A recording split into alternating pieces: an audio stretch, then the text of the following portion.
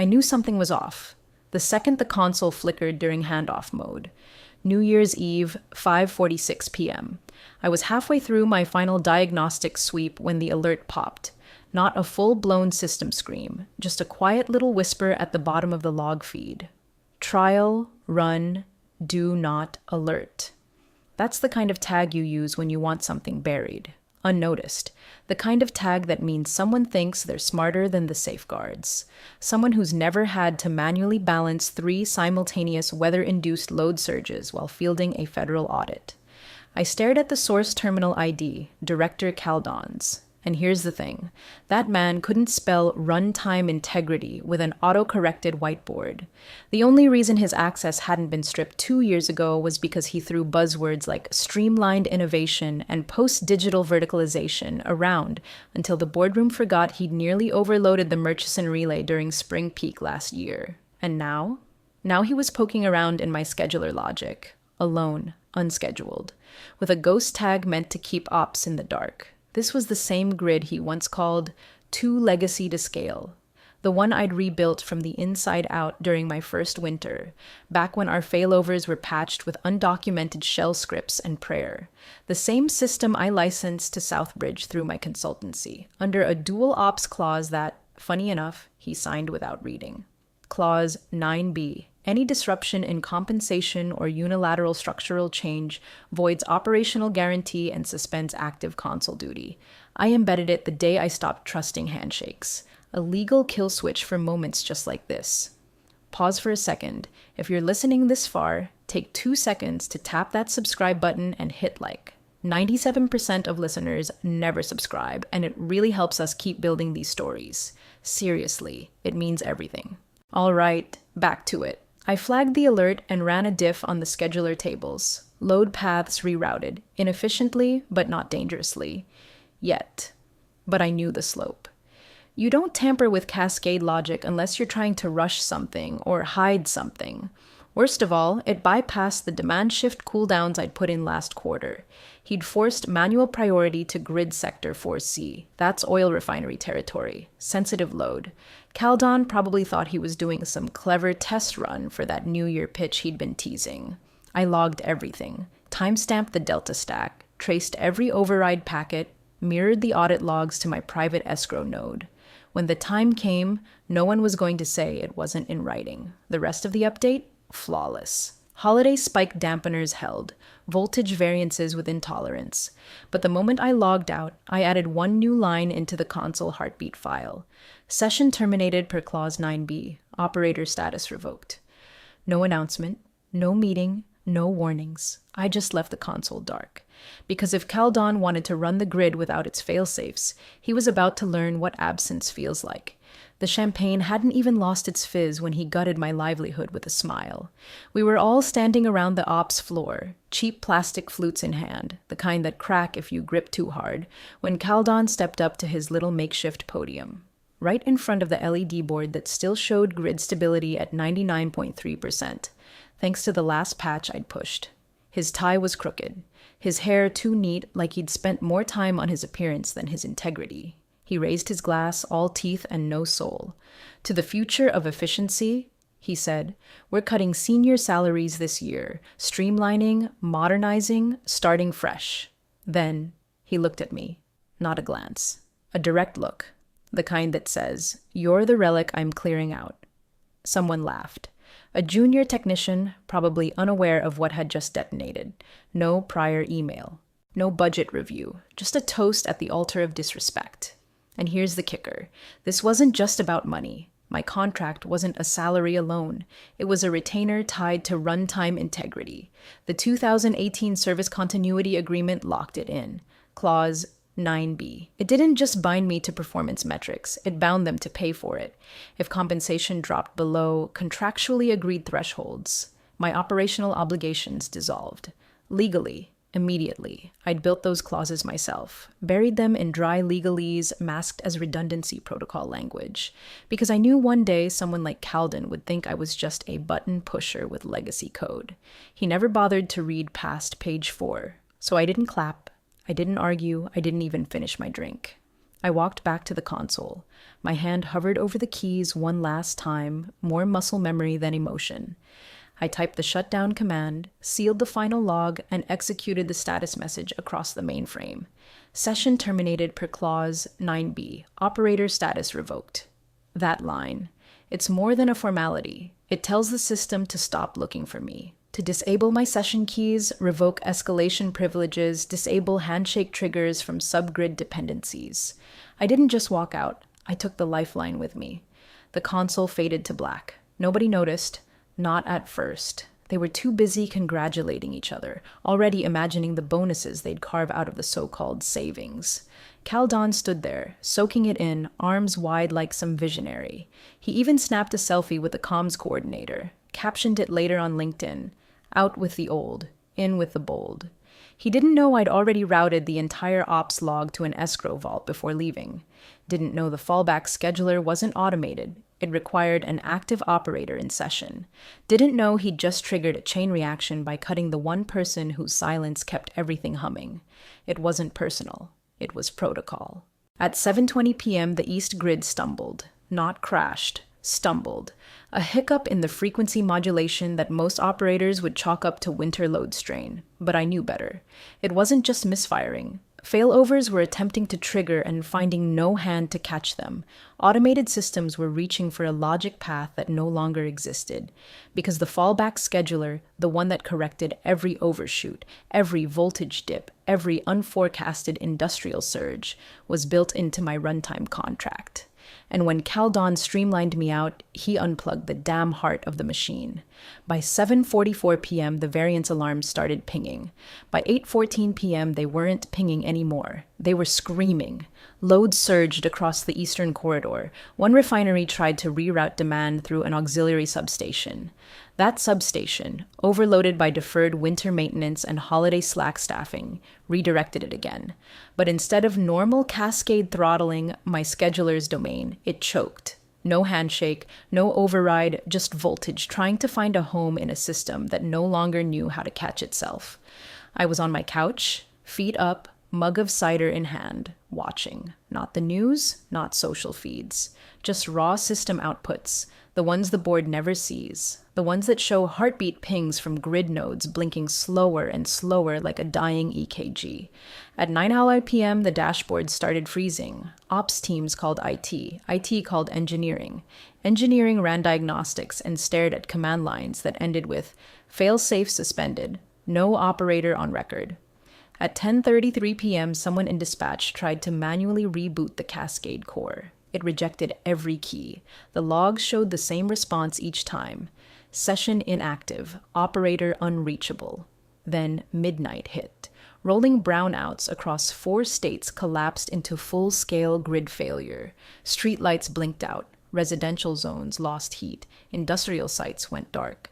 One hospital emergency backup system failed to kick in properly due to conflicting load syncing protocols, ones that hadn't been updated since the last compliance cycle. The exact cycle I flagged and submitted last month. The update? Never approved. Kaldon said it could wait until Q1. At 12:02 a.m., the smart meters blinked crimson. Every single one. Not because the power was out, but because the logic paths that validated node trust had failed. Each meter reached out for the command acknowledgement and got the digital equivalent of silence. Red screen. One line. Node handshake failed. Operator unreachable. At 12:07 a.m., social media lit up with cell phone videos. Streets in pitch black, crowds in gas stations, emergency lights flickering. Someone posted, "Welcome to 2026. Hope you charged your phone." By then, I'd shut down my monitoring interface. Not because I didn't care, but because there was nothing more to see. The system wasn't sabotaged. It simply went looking for someone who'd been told they weren't needed anymore. And all it found was absence. Kaldon was already sweating by the time he stepped into the war room, and the lights were still flickering overhead. Emergency generators hummed, but even those were starting to choke under the strain. Half the building was running on localized power loops. The boardroom screens weren't displaying dashboards. They were displaying headlines, one after another. Blackout grips 4 states. No timeline for restoration. Grid failure traced to systemic handshake breakdown. Governors demand answers from Southbridge OPS.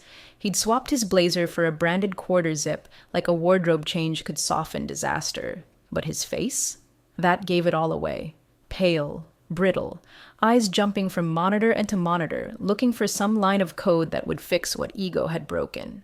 "We need the fallback scheduler running. Why didn't it deploy?" He barked into the system's call, voice cracking like drywall in an earthquake. A pause. Then a voice from IT, neutral, clipped, afraid to be the messenger. "Failsafe only executes if signed by the licensed custodian." Kaldon blinked. "What licensed custodian? We have root access." "No, sir. You have administrative clearance. The failsafe requires a cryptographic signature from the designated operator. Escrow key authentication." He squinted. "Escrow? What escrow?" Silence. A long, dragging silence, the kind that creeps down the neck like a cold hand. Then someone from legal leaned forward, papers trembling in her grip. She tapped her screen.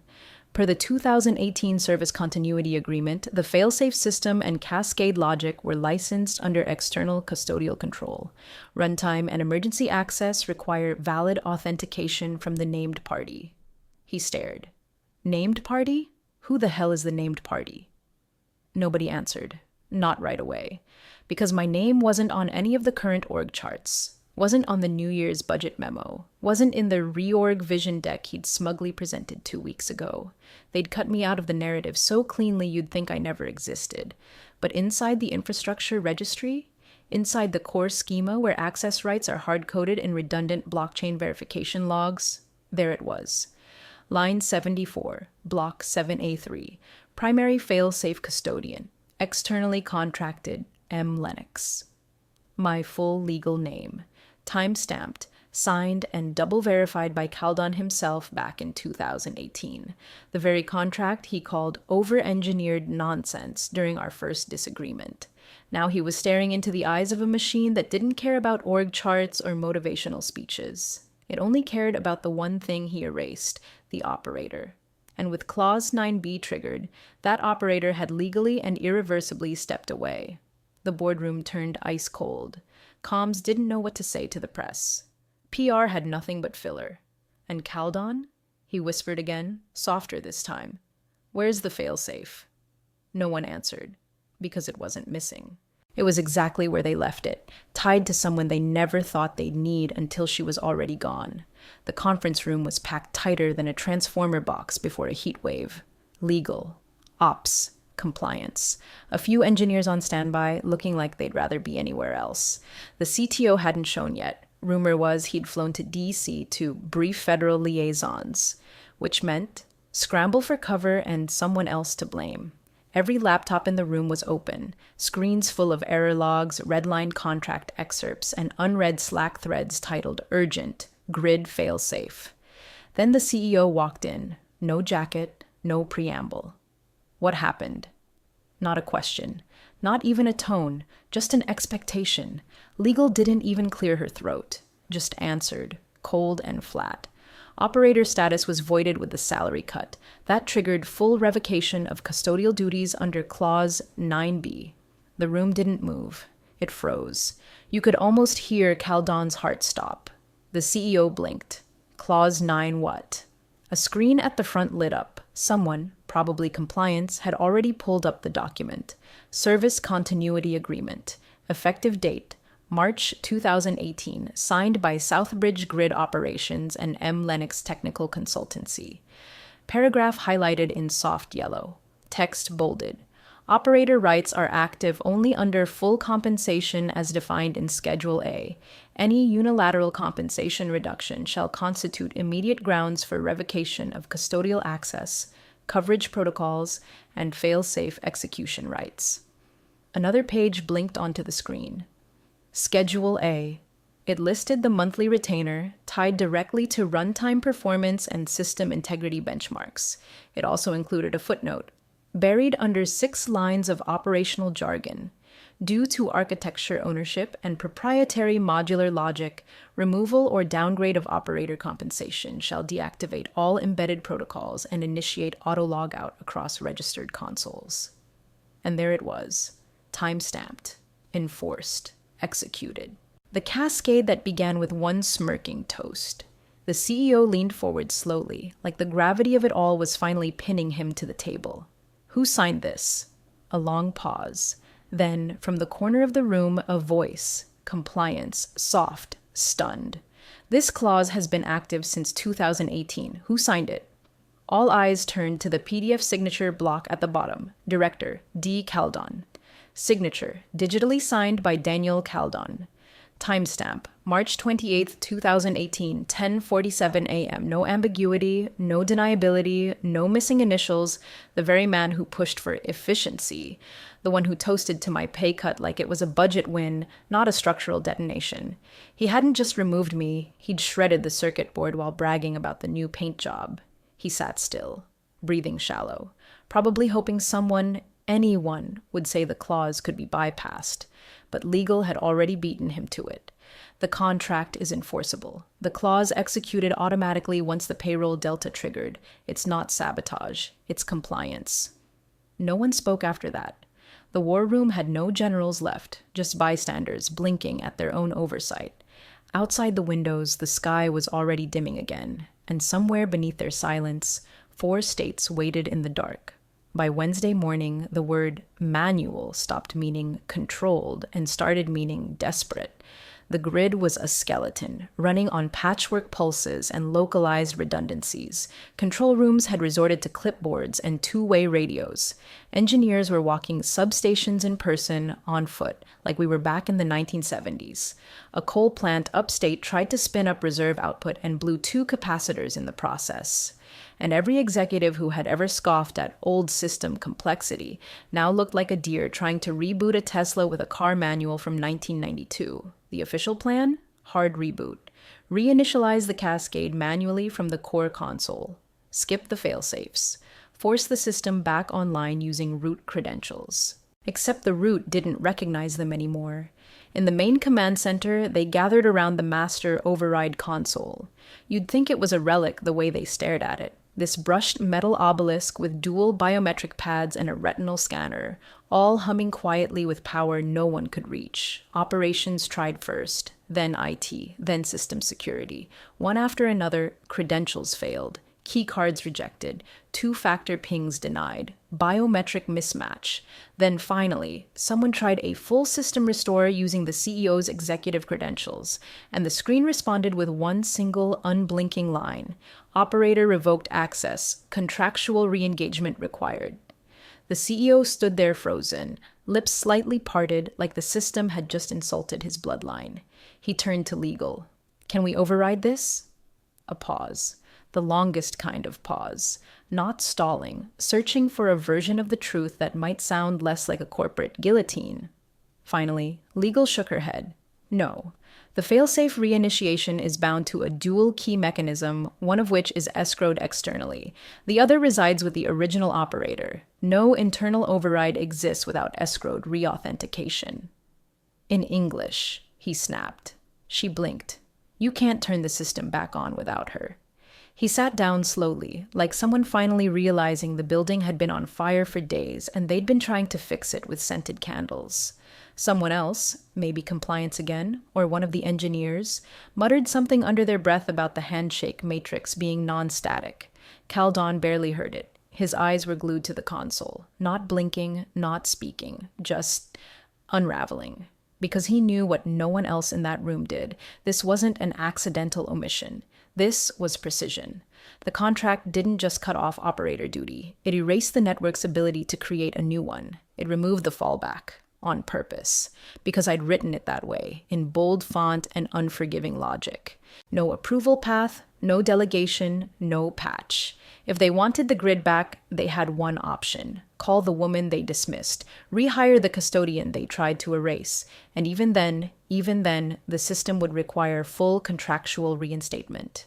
Escrowed key recovery, a reauthentication cycle, 10 business hours minimum, barring holidays. That's how I built it. Not for revenge, for protection. From people like Caldon, who thought redundancy was weakness and continuity was a cost center. And now Now he sat in a silent room beneath flickering emergency lights, finally realizing he hadn't just lost control of a system. He'd handed the keys to the one person who didn't need their job to keep holding power. They wanted a villain. The press, the board, even half the junior engineers who couldn't code a recursive failover if their lives depended on it. By Friday, the narrative had fractured into chaos. Unpatched firmware vulnerability. Rogue AI error. Russian-backed energy cyber op. There were even whispers of an internal mole because the idea that no one had pulled the plug felt more terrifying than sabotage. After all, sabotage has a motive. Absence? That's emptier. That's colder. But absence doesn't mean there were no fingerprints. It just means they were filed correctly. My exit logs had been uploaded, just as they always were, to an escrowed compliance server under my consultancy's domain. Encrypted. Time-stamped, digitally signed. No emotion, no drama, just a full relay of my final commands, right down to the cascade pause sequence and the zeroing of volatile memory caches. The kind of digital trail that legal teams dream of and directors conveniently forget exists. One log stood out. Timestamp, December 31st, 6:04 p.m. Action, logout, message. Session terminated per clause 9b, operator status revoked. 9 words, one legal trigger, and an entire regional power network unplugged itself without a single malicious byte. The screenshot of that message, my final echo in the system, started circulating internally, first in a Slack thread, then in an internal email forwarded too widely. Eventually, it showed up on someone's burner Reddit account, captioned, "This isn't a bug. This is precision withdrawal." Some engineers were angry. I understood. It's easier to hate a ghost than admit the foundation was brittle long before it cracked. But others? Quietly impressed. They started digging, found more logs, saw the full audit trail, every override Calden made, flagged, every bypass he pushed, logged, every alert I raised, documented and ignored, even the backup scheduler toggle he manually silenced the week before the incident. Thinking I wouldn't notice, he'd renamed the flag Do Not Alert Test. It wasn't sabotage, it was neglect, dressed in swagger. And me, I'd just followed the rules. The system didn't crash because it was attacked. It crashed because the last person holding the structure together had been told they were replaceable, without checking what they actually controlled. Absence isn't always passive. Sometimes it's surgical. While they hosted emergency summits and damage control calls, I sipped tea on my balcony. My laptop blinked once, an automated ping from the escrow system, confirming another request had been logged by Southbridge's internal compliance team. I didn't reply. Not yet. There's a certain dignity in letting a machine answer with nothing, letting the silence explain what pride had overwritten, and letting the timestamp speak louder than their excuses ever could. The call came on a Sunday, not through corporate, not through legal, not some automated scheduler pinging my consultancy inbox. It was the CEO himself. Direct line. I let it ring twice before answering. He didn't waste time on small talk. "I'd like to offer a reinstatement," he said. "Full operator status, double the retainer, stock options if needed. We want to restore public trust, and quite frankly, the board wants you back." His tone was measured, but I could hear the strain, like someone trying to keep his spine straight after realizing the chair he kicked out was the only one that held the room up. I didn't gloat, didn't lean back and smile, just listened, then said, "I appreciate the call, but no." A beat of silence. He cleared his throat. No, as in you don't need me," I said. "You need continuity safeguards, systems that aren't person-bound, protocols that don't break just because someone gets too arrogant to read a clause." Another beat. He tried again, softer now. "We'd prefer to work with the original architect. You know the system better than anyone." "I built it to survive beyond me," I replied. "The fact that it didn't isn't on me. It's on whoever thought legacy meant liability." He sighed. Not frustrated, just tired. "So what now?" "I'll refer someone, a specialist I trained myself. Top tier, detail obsessed. She won't take nonsense, but she'll keep it running." I paused. "Access will still require licensed authorization, quarterly token rotation, encrypted bundles only. Escrow remains under my oversight, but I won't be directly operating again." he exhaled. Not relief, not disappointment. Just the sound of someone finally understanding the difference between ownership and dependency. And Khaldan? I asked, even though I already knew. There was a pause, a shuffling of paper maybe. Then, too casually, he said, "He's been reassigned." To what? Special projects. No press release, no farewell email, no LinkedIn post titled New Year, New Chapter. Just relocated. Quietly, like a bad memory shuffled to the back of a file cabinet. I didn't press. I wasn't interested in revenge. What I wanted, always, was structure, resilience, systems that didn't collapse the second one person left the room. We talked logistics for another 10 minutes. Signed NDAs were arranged. Compliance briefings scheduled. My replacement was looped in, calm and competent and more than capable. And when we hung up, I didn't feel triumphant. I felt resolved. Because they didn't just learn that control isn't power. They learned that continuity is. And for once, they were building something that didn't start and end with a single name, especially not the one they'd tried so hard to erase. Weeks later, the cities buzzed again. Trains ran on time, substations hummed with stability, households stopped boiling water, and grocery stores went back to playing soft jazz under fluorescent lights instead of handing out flashlights with receipts. The public, mostly, moved on. People always do. They forget the details, how long the dark lasted, how cold the nights were, how hospitals had to triage battery reserves. What sticks is the vague memory of disruption. A week when the power went out and the answers didn't come fast enough. But inside Southbridge, inside the summit halls and regulatory briefings, that memory burned with names and timestamps and screen captures no one could scrub. I watched it all from home, barefoot, coffee in hand, the familiar rhythm of my own machine gently cooling beside me. The annual Utilities Summit was live-streamed like always. Bad lighting, too many acronyms, people pretending bar graphs were thrilling. This year, though, every chair was full. State regulators, federal liaisons, investors who didn't know what a transformer did, but knew what a six-state outage did to market confidence. The CEO took the stage looking leaner, more deliberate. He didn't smile much. The Khaldan version of him would have opened with a joke. This version just breathed deep and began. He didn't name me. He didn't have to. The room already knew. He walked through the recovery, the lessons learned, the process changes, every word framed in protocol, not panic, every slide backed by documentation, most of it seeded by the very system they tried to strip me from. And then, at the end, he paused.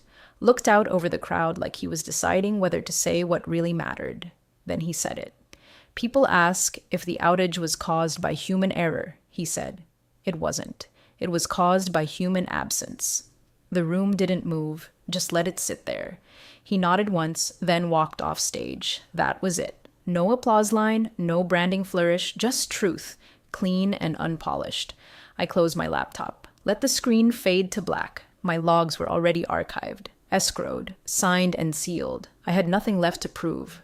They thought the system needed oversight. They forgot who designed the oversight itself.